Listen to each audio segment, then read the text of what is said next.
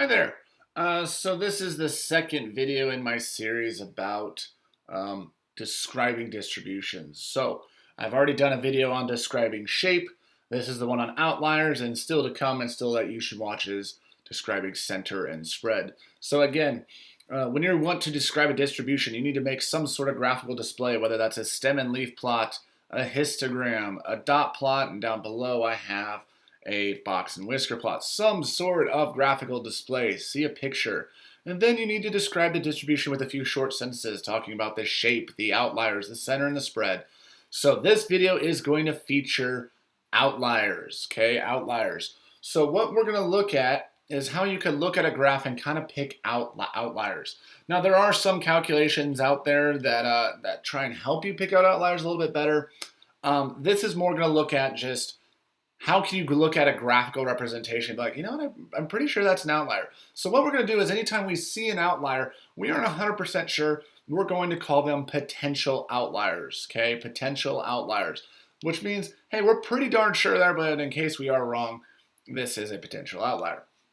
So with a stem and leaf plot, so here's just a basic stem and leaf plot, what we're looking for with outliers is kind of numbers that are off to themselves and they kind of look like they don't belong almost. So kind of numbers off to themselves where there's no other data points kind of around it, okay? They could have one or two with them, but if they're just far away from the majority of the data and kind of off by themselves, that is a potential outlier.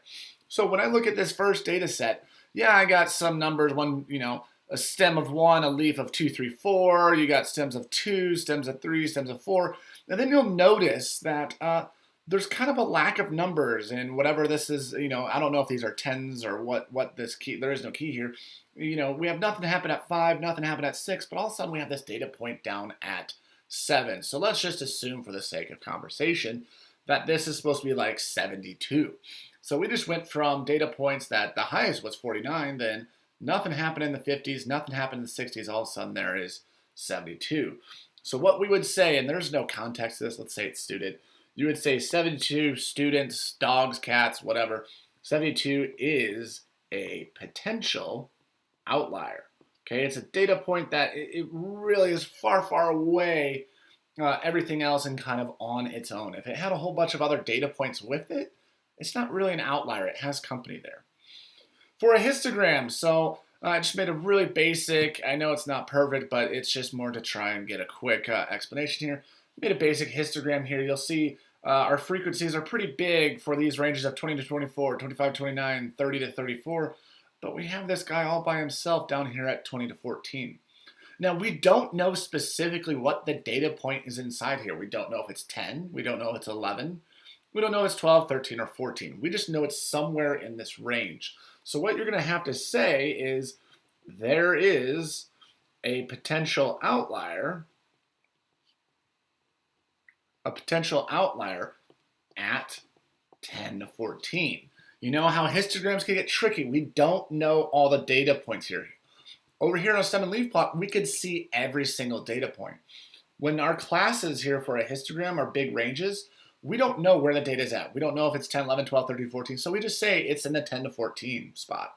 What it is specifically doesn't matter. There's just a potential outlier down here at 10 to 14.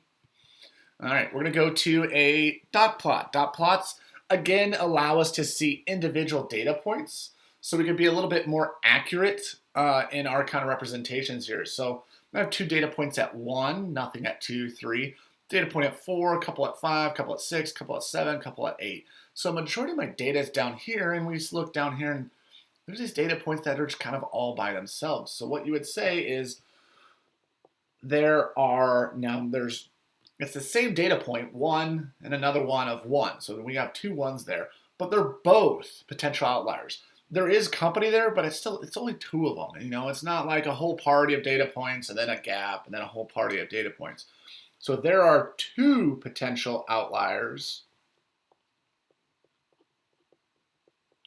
at 1 is what you would say. So you can have more than 1 outlier. That is totally possible. The other thing, last thing I want to talk about is stem and leaf plots. Stem and leaf plots, they're going to make it real obvious that there's outliers. So how it's represented, you're going to look down here and see this is a traditional, what you would you'd think of a stem and leaf plot, you have your median, Q1, Q3, min-max is what it looks like. But what they do is they represent them as asterisks, okay, asterisks. Whenever you see this as a graphical display, that is a communication of an outlier. So I don't have a number grid here, but this would be a potential outlier. So you'd want to identify it at roughly whatever number it is, if we had a number line below, and add context of, oh, there's a potential outlier at $82, or whatever the context of the problem is.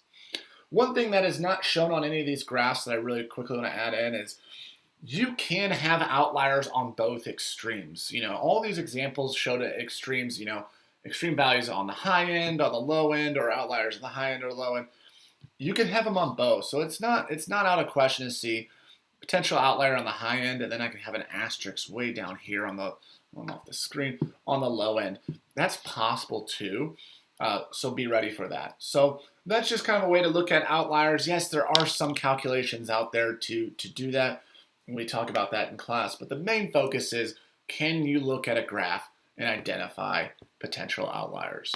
So in my series of videos, we've talked about shape. We've now talked about outliers. Be sure to check out how to describing a distribution looking at the center and the spread.